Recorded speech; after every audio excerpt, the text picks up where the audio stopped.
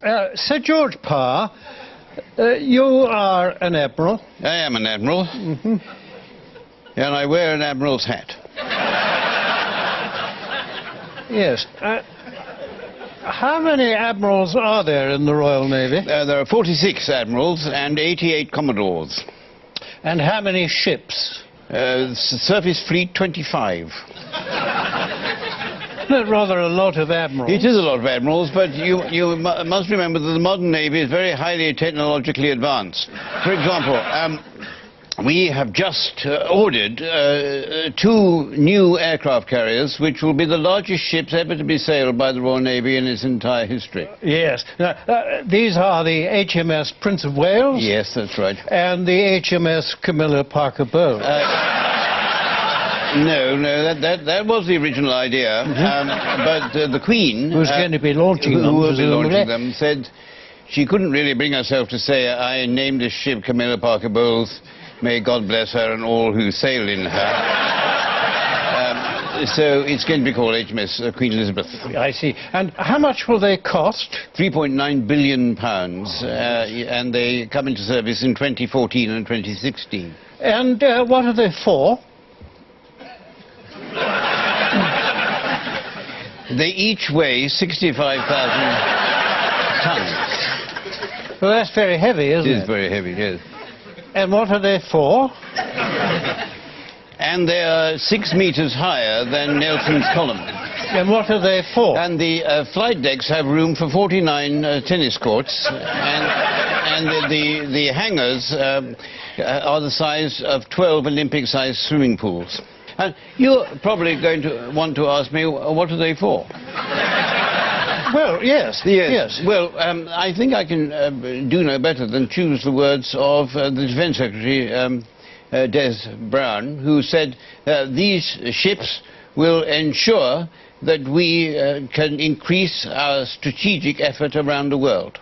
Yes. And how do these huge and enormously expensive aircraft carriers actually operate? Well, an aircraft carrier, as its name implies, carries aircraft. Yes. And what sort of aircraft? Well, I'm sorry you asked that question, because at the moment we can afford to either have the carriers or the aircraft, but not both.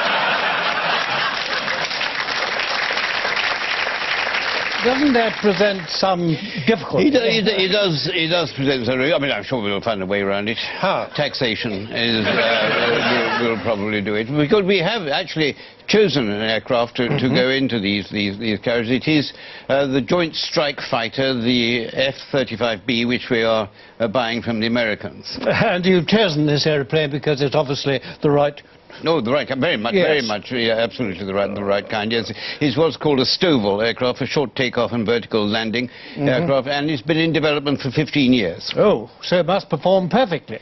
I haven't got the faintest idea, because it's not ready yet. Oh, I see.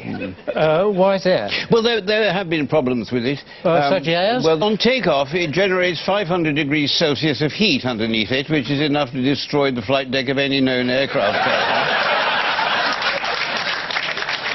The jet draft is 70 or 80 miles an hour, which on a ship going already at 30 knots means a wind the force of a hurricane will be blowing across the flight deck, thus blowing anybody who's not already fried into the sea.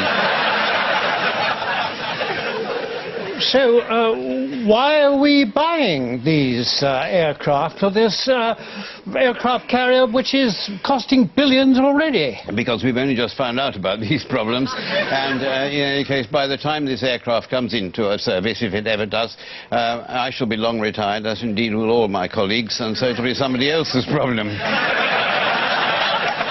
So we've actually ordered these things, have we? I mean, couldn't we have got the aircraft from somewhere else? Oh, well, we must remember that America is our greatest ally, but they have actually stipulated in the agreement to buy this plane that we can't use it outside the United Kingdom. Won't that somewhat limit its usefulness? Possibly, but it will come in very handy if we have any trouble with the Scottish nationalists. Yes, so the likelihood is that when these aircraft carriers come into service in 2014, yes, they're going to have to spend the first 6 or 7 years of their service going around the oceans without any aircraft. Without any aircraft on them, yes. Well, we could put the Harrier into it, the plane which we use on our present aircraft carriers. Yes, of course, a very tried and trusted very aeroplane. tried and trusted, yes. It first came into service in 1969. But it's a very good piece of kit, provided, provided you don't use it against a country which has its own air force. So we need to find an enemy that doesn't have an air force. An air force, ideally, yes. Well, I know. What about the Taliban? The Taliban, absolutely ideal enemy for the Harrier, yes. The only problem is that Afghanistan is about 1,200 miles from the nearest sea. Yes. Isn't it? And what is the range of the Harrier? 400 miles.